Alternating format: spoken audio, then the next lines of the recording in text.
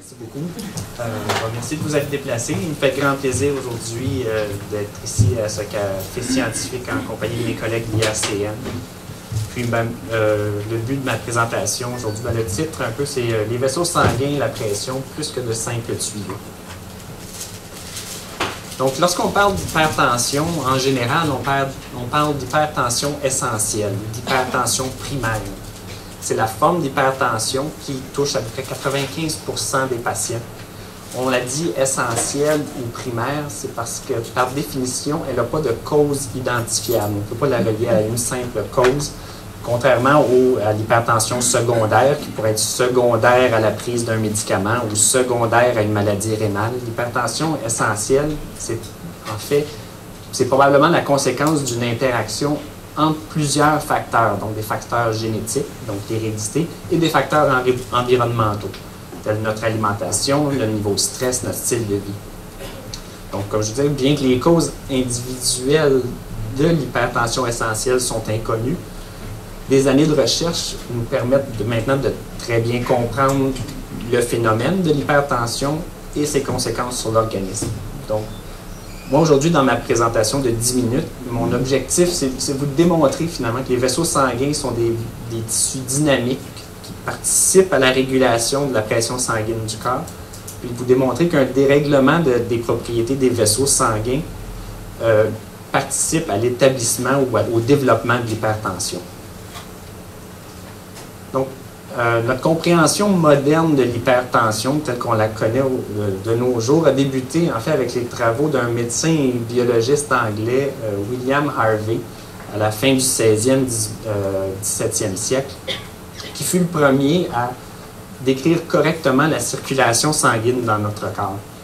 Donc, dans son best-seller disponible dans toute librairie, De Motu Cordis Sanguinis, qui est le mouvement du cœur et du sang, il a émis l'hypothèse qui s'est avérée réelle après plusieurs années d'expérimentation et de raisonnement que le cœur passe par les poumons, le sang passe par les poumons, ensuite le cœur, il est envoyé à l'organisme, passe dans les organes, revient au cœur et c'est une circulation dynamique.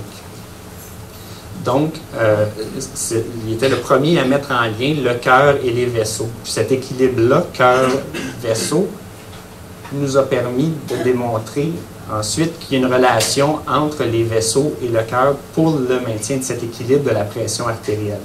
Donc, la pression artérielle est déterminée par deux choses, en fait. Le débit cardiaque, qui est la quantité de sang, on voit ici la quantité de sang qui va être envoyée dans les vaisseaux sanguins. Et cette quantité de sang-là va aussi, la pression artérielle va être influencée par la résistance vasculaire qui va affecter la pression artérielle. La résistance vasculaire, on peut la définir, c'est assez simple, c'est la résistance que nos vaisseaux vont offrir au sang lorsqu'ils vont être envoyés par le cœur. Donc la contraction des vaisseaux, plus nos vaisseaux sont contractés, plus la résistance des vaisseaux est grande, donc plus la pression, ici la pression, va augmenter. Donc pour une même quantité de sang qui sort du cœur, une résistance vasculaire élevée, on a une élévation de la pression artérielle. Donc, pour remplir ce rôle-là de régulation de la pression, nos vaisseaux sanguins sont des tissus complexes et organisés. Donc, je vous présente ici, c'est un schéma d'un vaisseau sanguin avec toutes ses couches qui lui permettent de remplir son rôle de régulation de la pression. Donc, il y a plusieurs couches. Donc, le sang circulerait au centre du cylindre ici. Puis, il y a plusieurs couches. Donc, une couche de cellules musculaires qui vont permettre de contracter les vaisseaux, offrir une plus grande pour l'établissement de la résistance vasculaire. Il y a des neurones, des nerfs qui viennent innerver les vaisseaux sanguins pour les stimuler à se contracter, pour réagir aux changements, pour provoquer des changements de pression. Il y a des cellules de support qui permettent à toutes ces cellules-là de se maintenir ensemble et de former le vaisseau. Et finalement, les cellules qui nous intéressent, c'est à l'intérieur des vaisseaux, dans la paroi interne de tous les vaisseaux, existent des cellules qu'on appelle des cellules endothéliales. Ces cellules qui forment l'endothélium, proprement dit. Donc, ces cellules endothéliales tapissent la totalité de tous les vaisseaux sanguins de notre corps. ces cellules endothéliales-là tapissent, comme je disais, toutes les formes de vaisseaux, donc que ce soit des plus gros, les artères ou les veines, les artérioles qui sont de plus petites artères et des plus petites veines, les vénules, jusqu'aux capillaires qui sont les plus petites formes de vaisseaux sanguins qui irriguent tous nos organes. Un capillaire, en fait, ici c'est une photo d'un capillaire par microscopie électronique, donc est constitué d'une simple couche de cellules endothéliales. Donc c'est une seule cellule qui forme un petit tube dans laquelle un seul ou deux globules rouges peuvent passer. Puis c'est par leur propriété, ça va irriguer tous les organes du corps et transmettre le sang. Si on prenait toutes les cellules endothéliales du corps humain d'un adulte, on les mettait ensemble, puis on les tapissait au sol, en ce lendemain du Super Bowl, ça ferait à peu près l'équivalent d'un quart de terrain de football. Donc, la quantité de cellules, de par leur nombre et leur propriété, ces cellules-là et leur positionnement dans les vaisseaux sont très bien positionnés pour réagir à des changements de pression, puis aider les vaisseaux à contrôler la pression sanguine. Donc, qu'est-ce qui se passe quand il y a une augmentation de la pression artérielle? Comment nos vaisseaux devraient réagir? Bon, premièrement, il va y avoir un arrêt des signaux qui causent la contraction des vaisseaux. Donc, il va y avoir des réflexes via les nerfs qui vont venir innerver les cellules musculaires, donc arrêter les nerfs d'envoyer des signaux de contraction, puis avoir arrêt de production de certaines hormones de notre corps qui causent la contraction. Mais aussi, on sait que l'endothélium, donc les cellules endothéliales, vont produire plus de substances relaxantes qui vont venir faire relaxer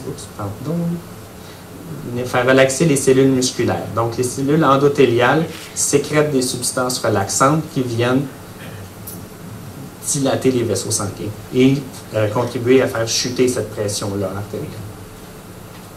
Donc, si on reprend un autre schéma d'un vaisseau sanguin, on le regarde de côté, le sang circule à la surface, on a nos cellules endothéliales en contact et les cellules musculaires en dessous. Donc, si le sang circule, s'il y a une augmentation de la pression artérielle, le sang circule plus rapidement. Comme le principe du boyau d'arrosage, avec si la pression est augmentée, si je mets mon doigt au bout du boyau d'arrosage, l'eau à la sortie du boyau circule plus rapidement. Donc, les cellules endothéliales peuvent détecter cette augmentation de la vitesse du sang, qui est produite par une augmentation de la pression artérielle. Donc, les cellules endothéliales vont, en réaction à ce sang qui circule plus vite, produire des substances relaxantes, dont notre molécule préférée au laboratoire, qui est le monoxyde d'azote ou le NO.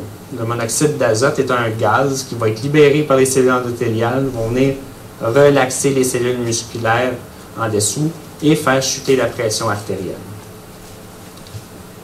Le monoxyde d'azote a été découvert dans les années 80, puis ça a mené à l'attribution du prix Nobel de médecine en 1998, qui était la première démonstration qu'une molécule produite par l'endothélium contribuait à réguler la pression sanguine et faire chuter la pression sanguine.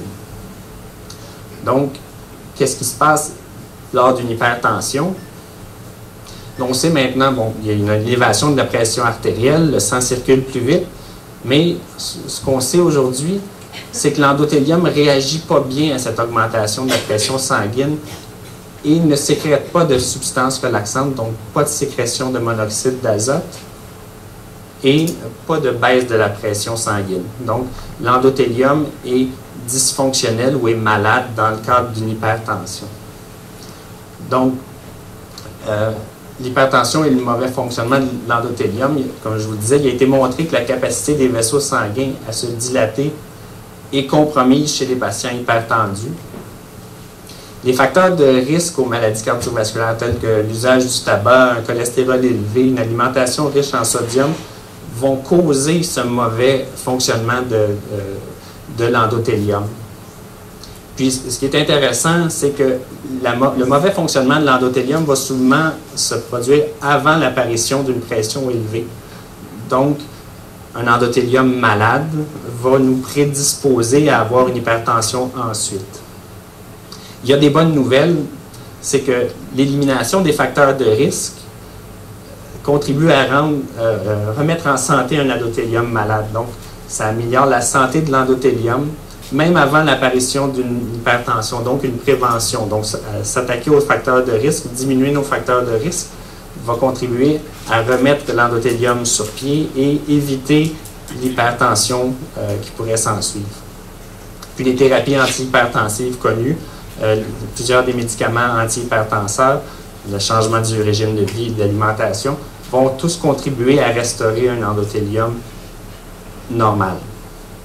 Donc, toute mesure qui pourrait être prise pour aider à traiter l'hypertension et la prévenir vont restaurer les capacités de l'endothélium à contrôler la pression sanguine. Donc, c'est un peu ce que je voulais vous dire aujourd'hui sur l'endothélium. Donc, je vais passer la parole à mon collègue le docteur La Rochelle. Merci.